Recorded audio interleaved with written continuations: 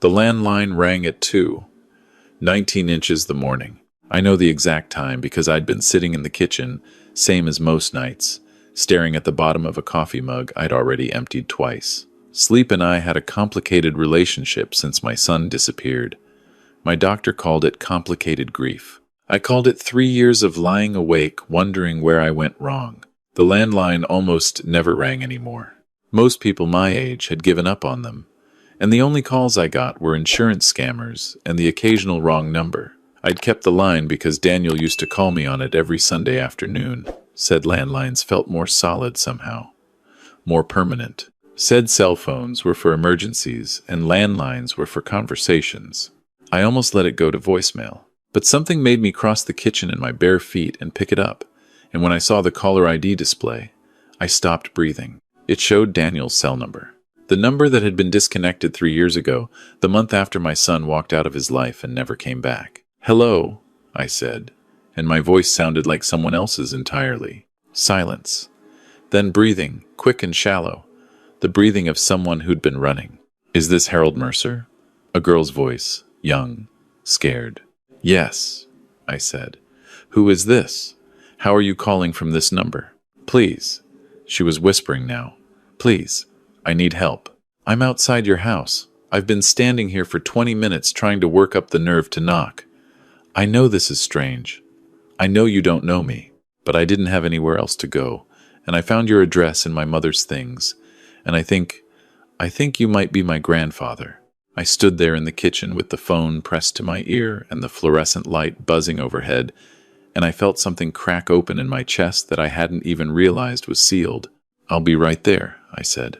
She was standing at the edge of the porch light, half in shadow, like she wasn't sure she deserved to step all the way into it. Early 20s, dark hair soaked flat against her skull from the rain that had been falling all evening. She was wearing a canvas jacket, 2 sizes too big for her, carrying a backpack with one strap, and she was shivering so hard her teeth were clicking together like a metronome. But it was her eyes that stopped me cold.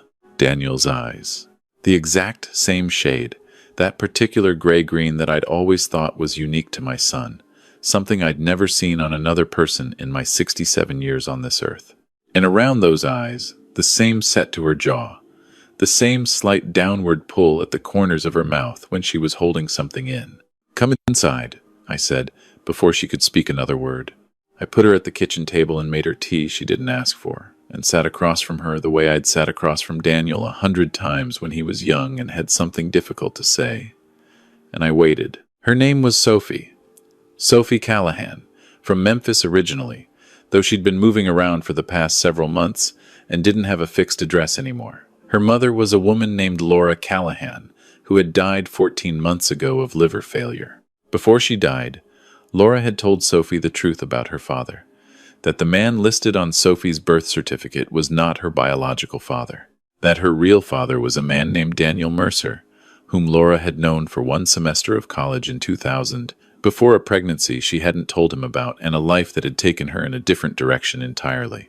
Laura had kept a box under her bed, letters Daniel had written that semester, 2 photographs, a slip of paper with his parents' address in Knoxville, Tennessee, and a note in Laura's handwriting that said, "If something ever happens to me, find Harold Mercer. Tell him who you are. He deserves to know." "I didn't know your mother," I said carefully. "I know." Sophie wrapped both hands around the mug. She knew that. She said she never told him about me because by the time she realized she was pregnant, things had ended badly between them.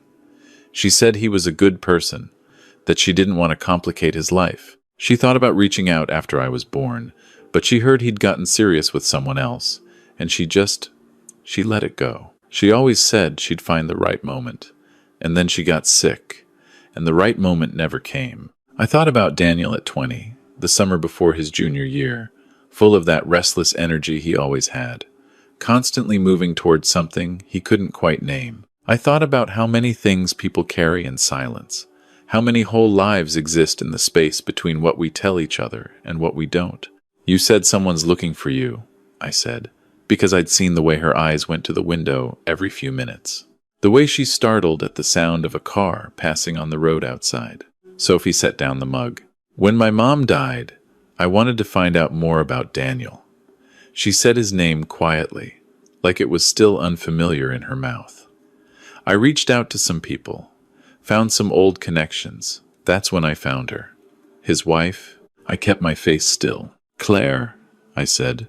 Sophie nodded. I called her, told her who I was, and she seemed fine at first. Surprised, but fine. She invited me to come visit.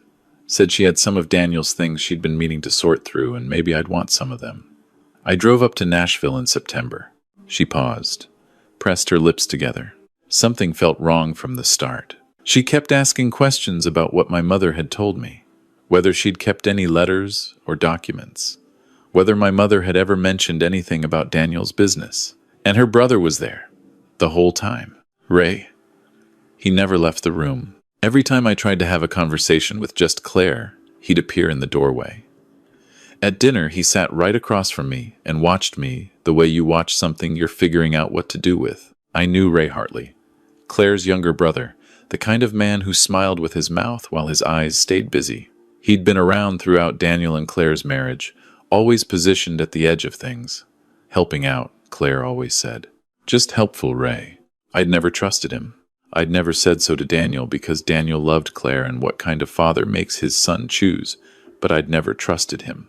That second night, Sophie continued, I woke up because I heard them in the kitchen. It was late, maybe 2 inches the morning. I could hear them through the vent. Ray was saying they needed to deal with this before it went any further. And Claire said, You mean like we dealt with Daniel? And Ray said, Exactly like that. And then Claire said, If her mother told her what I think she told her, we don't have a choice. The kitchen was very quiet. I realized I'd stopped breathing again. I climbed out the window, Sophie said. I didn't even take all my things. I just grabbed my backpack and my mom's box and I ran. I've been couch surfing, staying off cash, turning off my phone for days at a time. But last week, I saw Ray's car outside the coffee shop where I was working. He was sitting in it, watching the door. I quit that day and I've been driving since. I found your address in my mother's papers 3 months ago. And I almost came then. And I kept telling myself it was too strange, too much to ask.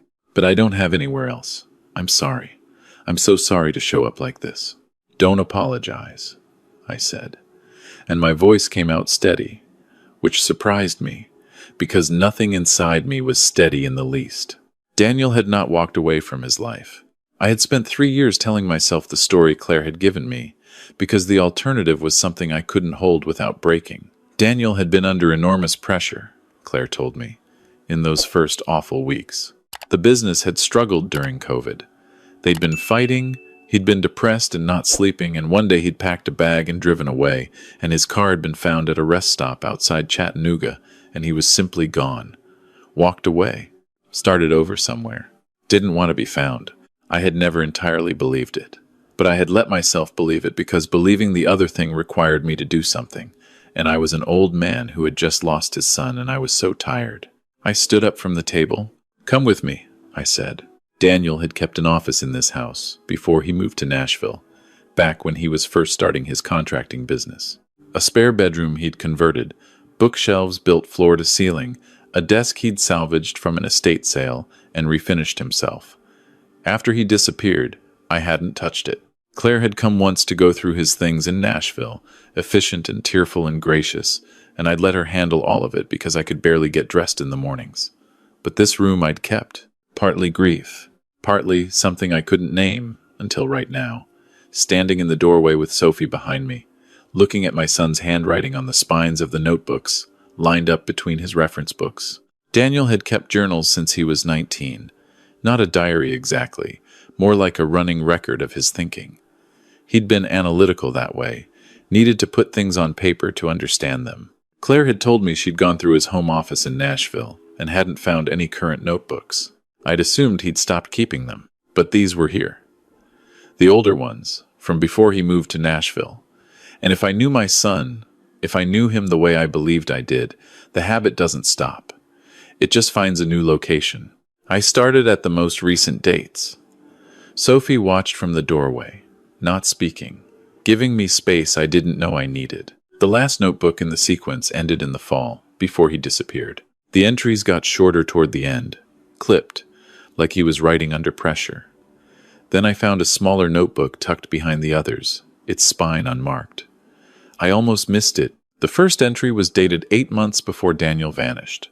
"I can't write this down anywhere she might find it," it began. "So I'm sending this home." I sat down on the floor of my son's old office and I read. The business had done well after COVID. Better than well. Daniel had grown his contracting company into a mid-sized operation, and he'd taken on a partner, a developer named Paul Whitfield, who brought in commercial projects that Daniel's residential focus couldn't have accessed alone. The partnership had been Claire's idea. She'd met Whitfield through Ray, who did something vague in commercial real estate. Daniel had had reservations, but Claire was persuasive and the money was real and he'd signed. What he discovered, 8 months before he disappeared, was that Paul Whitfield had been running a systematic fraud through their shared business. Falsified structural inspections on 3 commercial properties. Reports signed off by a building inspector named Gerald Foss, who had been on Whitfield's payroll for years. The money saved on legitimate inspections, on proper materials, on code compliance, had been funneled back through a series of shell accounts that Ray Hartley managed. Daniel had found out because one of the buildings failed. A warehouse in Murfreesboro, Tennessee, built on a foundation that looked correct on paper and was not. A section of the floor had collapsed during a delivery in March. 2 workers had fallen. One had broken both legs and his pelvis. The other had been 24 years old, a father of a 7-month-old daughter. He had not survived. Daniel had gone to the site. He'd pulled the permits, the inspection records, the materials manifests. He'd started seeing the pattern. He'd started documenting everything. March 18th, he wrote, "I found the shell accounts. Ray is in this up to his neck, and Claire knows. She has to know. Ray doesn't do anything without telling Claire. I keep waiting for her to say something, to explain it, to give me a reason why I'm wrong about what I'm seeing. She hasn't." April 4th. I made copies of everything. The inspection reports with Foss's signature, the bank transfers, the emails between Whitfield and Ray, where they're basically writing down the whole scheme in plain language like they're untouchable. I hid everything. I need to figure out the right way to go to the authorities, the right person to contact, someone who isn't already in Whitfield's pocket. There's a young man's family in Murfreesboro who lost everything, and nobody has been held responsible, and I cannot live with that. May 12th. Claire knows I've found something. She hasn't asked directly. She's being careful, the way she gets careful when she's working something out. Ray came by twice this week. The second time, I wasn't home, and Claire didn't mention it. If she told him I was home when I wasn't, that's a problem. The last entry was dated 8 days before Daniel's car was found at that rest stop. May 29th. I confronted Claire last night. I had to. I told her what I know, showed her some of what I have. She cried, which I wasn't expecting. She said Whitfield had threatened Ray, said Ray had gotten in over his head, and she'd been trying to protect her brother. She said the man who died. It wasn't supposed to happen like that. It was an accident. The building wasn't supposed to be used for heavy deliveries. Like that matters. Like that makes the 7-month-old girl less fatherless. I told her I was going to the state attorney's office. I told her she could come with me, or she could take her chances separately, but I was going. She stopped crying very quickly when I said that. Ray is going to be a problem. I know that. I've made copies of everything and put them somewhere safe. If something happens to me, the copies are at the warehouse on Linden Street, the one I renovated in 2019. Dad's first job. He knows the building. 3rd floor storage room, behind the false panel I built on the east wall. He helped me build it. He'll know what to look for. Dad, if you're reading this, I love you. I'm sorry I couldn't tell you any of this in person. I was afraid of what it might put you in the middle of. But if you're reading this, I think I already put you in the middle of it anyway. Do what you know is right. You always taught me to. I was just trying to follow your example. Sophie was sitting on the floor next to me. I didn't know when she'd moved from the doorway. I wasn't crying. I was past the part of grief that cries. I was somewhere beyond that, somewhere colder and more purposeful. Somewhere I recognized from the years when I was young enough to believe that anger could be made useful if you pointed it in the right direction. The warehouse on Linden Street, I said. I know it. I built the panel, I said. Me and Daniel. the summer of 2019. He wanted a secure storage space in the renovation, somewhere to keep tools and materials that wouldn't be obvious from a walkthrough. I framed it myself. Nobody else knew it was there. "We need to go," Sophie said. We left before dawn. The warehouse was 40 minutes from my house. A 3-story brick building in a neighborhood that had been industrial and was slowly becoming something else. Coffee shops and studios pressing up against loading docks and machine shops. I had the key. Daniel had given me a copy when the renovation was finished. The way he always gave me copies of things. Said it was practical. Said, "You never know." I had thought it was just Daniel being Daniel. Prepared, thorough. Now I understood he'd been leaving me breadcrumbs for exactly this moment. The 3rd floor was dusty and quiet, stacked with old lumber and the kind of things that accumulate in a working building. The east wall looked unbroken to anyone who didn't know better. I found the seam by touch, the same way I'd run the trim when I built it, running my thumb along the baseboard until I felt the slight give that meant the hidden latch was behind the panel. It opened. Inside, in a waterproof zipper bag, was a manila envelope. I opened it with Sophie standing next to me in the gray early light coming through the high windows. Inspection reports with Gerald Foss's notarized signature, alongside photographs of the actual foundation work that bore no resemblance to what the reports described. Bank statements showing transfers between Whitfield's company and 3 LLCs registered to Ray Hartley. Email chains between Whitfield and Ray, explicit enough that even a first-year prosecutor could understand what they were reading. And a handwritten timeline in Daniel's neat, small printing connecting every piece, dated and sourced. "There's enough here," Sophie said quietly. "There's enough and more," I said. But there was one thing missing. This proved the fraud, the inspection falsification, the financial crime that had led to a young man's death.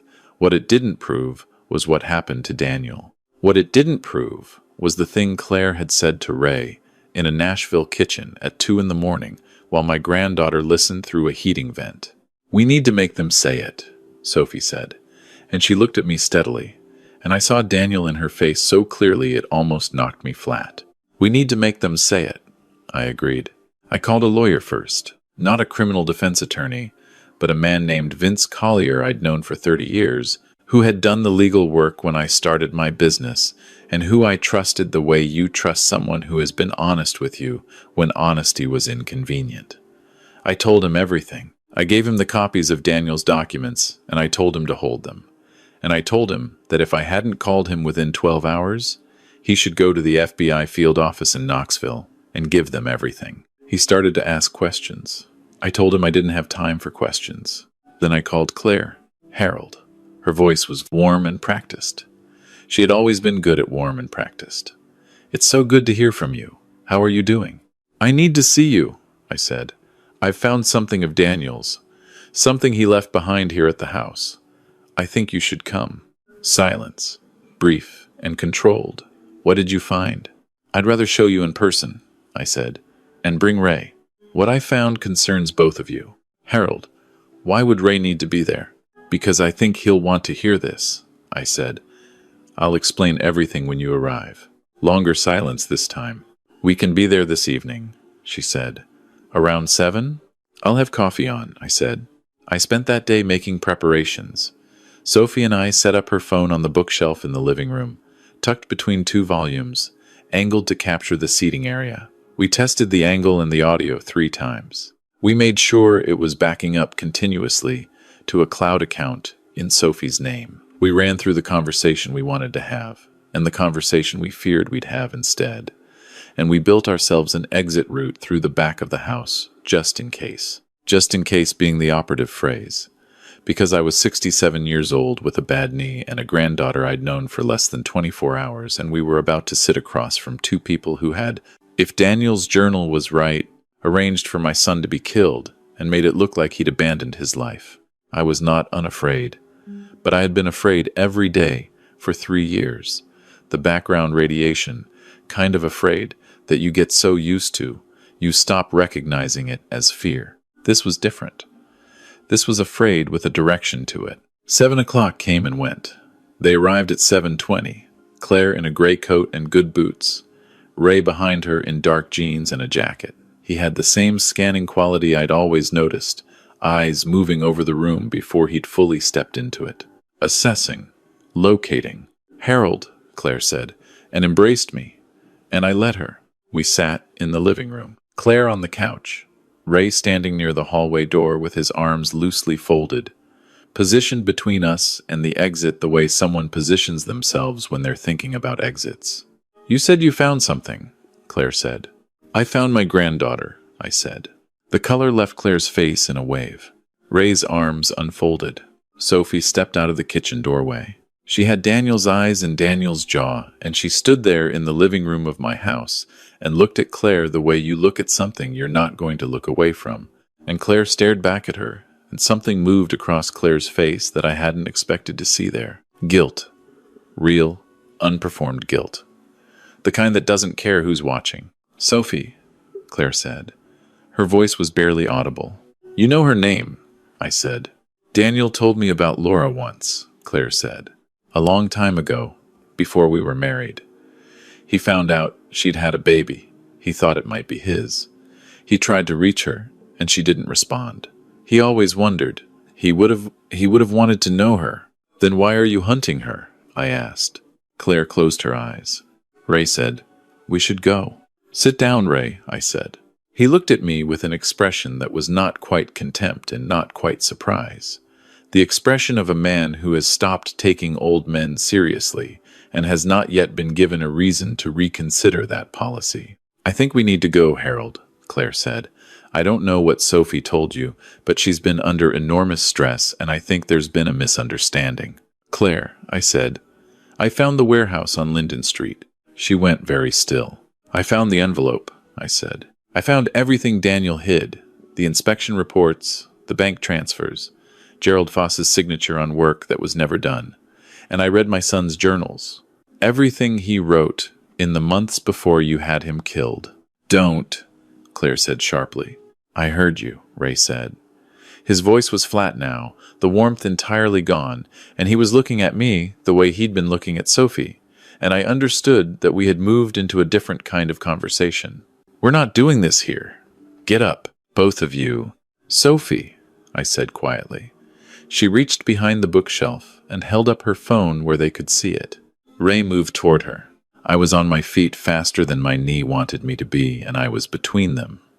And I am 67 years old, and I spent 30 of those years doing physical labor. And whatever Ray had expected from me, it wasn't that. He pulled up short, recalculating. "That's recording live to the cloud right now," I said. "There are already copies of Daniel's documents with my attorney. If you walk out that door, the next call he makes is to the FBI. You will not get ahead of this. Your only option right now is to tell the truth." Ray looked at Claire. "The thing about guilt is that it compresses. You spend years sitting on it, and it gets smaller and smaller, and you start to believe it might disappear entirely. And then something puts pressure on it from the outside, and it detonates all at once." Claire put her face in her hands. Ray said, his voice brittle now, stripped of everything. "Thomas wouldn't let it go. We tried. Claire tried for months. Told him we could find another way. That Whitfield would handle the compensation quietly. That nobody needed to know the details about the foundation. Daniel said there was a family in Murfreesboro who deserved justice." He paused. Some kind of struggle happening behind his eyes. I told him he needed to think it over. Really think it over. That some things couldn't be untaken once they were in motion. I drove out to where he was staying at the time, this rental outside Chattanooga where he'd been trying to clear his head. We argued. Things got physical. It wasn't supposed to go like it did. But it did. And then I had to figure out what came next. What came next was a car at a rest stop and an empty life, and 3 years of me counting days and lying awake and letting Claire put her hand on my shoulder at a memorial service while she already knew. She already knew. She knew before the memorial service, I said. Claire's hands came down from her face. Her eyes were red and dry, past the point of tears. "I told myself Daniel would have understood," she said. "Eventually, I told myself we could have made it right without destroying everything, without destroying Ray. I kept telling myself, There's a family in Murfreesboro, I said. There is a young woman raising a daughter without her father, because your family decided that was acceptable. Don't tell me what you told yourself. The sirens started 4 minutes later. I had called Vince before Claire and Ray arrived and told him to call the Knox County Sheriff's Department and tell them he had reason to believe there was an ongoing threat to persons at my address. I had asked him to send them at 8:15. It was 8:12 when Ray started talking. Officers came through the front door with their hands visible and their voices calm and professional, and Ray did not run because there was nowhere to run to. And Claire sat on my couch and did not move at all, and Sophie stood in the corner of the living room with her phone still raised, still recording, and watched it happen. There's nothing clean about what comes after. The investigation took 11 months.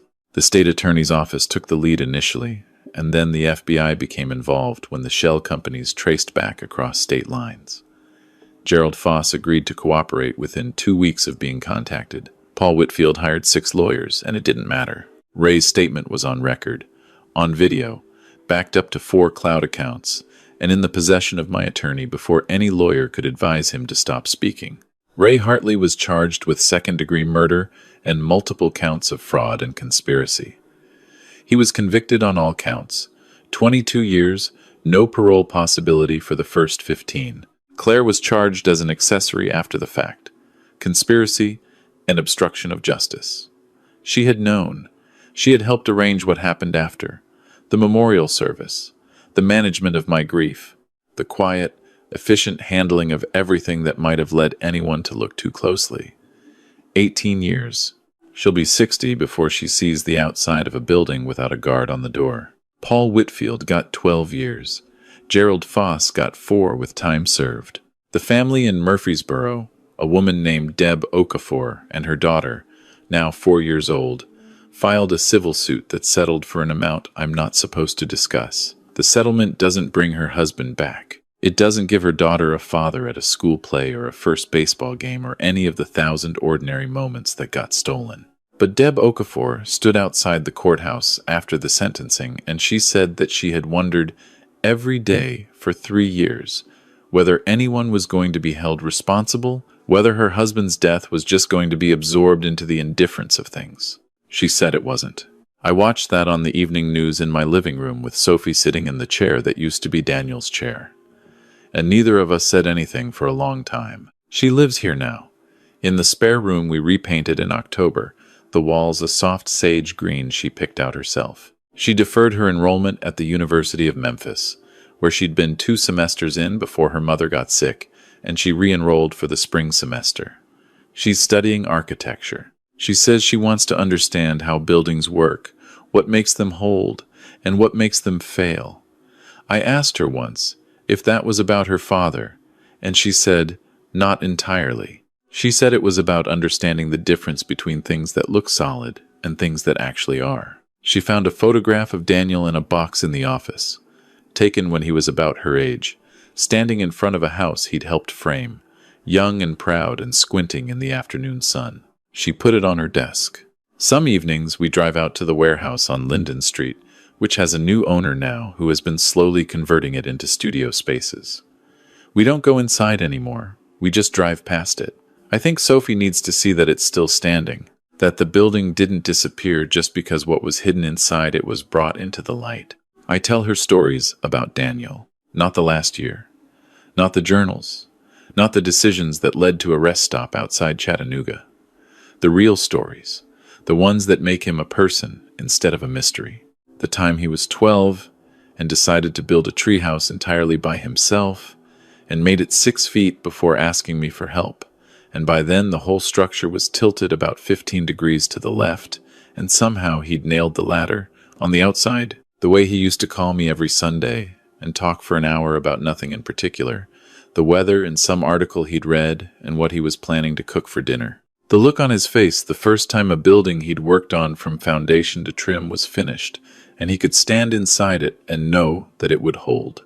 He was a person who believed that things should be what they said they were. That's the hardest lesson and the most necessary one, and he knew it before I fully did. What I've learned from all of this, the 3 years of not knowing, and the single night of finally knowing and everything that came after, is not simple. But if I had to put it plainly, I would say this. Pay attention to the things that don't add up. Not every inconsistency is a crime, but when the people closest to you are working hard to make sure you don't ask questions, that is not peace they're offering you. That is management. Grief makes you a target if you let it. Not for cruel people specifically, though sometimes for those too, but for your own willingness to accept a story that lets you rest. I accepted a story about my son for 3 years because the truth required me to act, and acting required me to believe I had enough left in me to fight.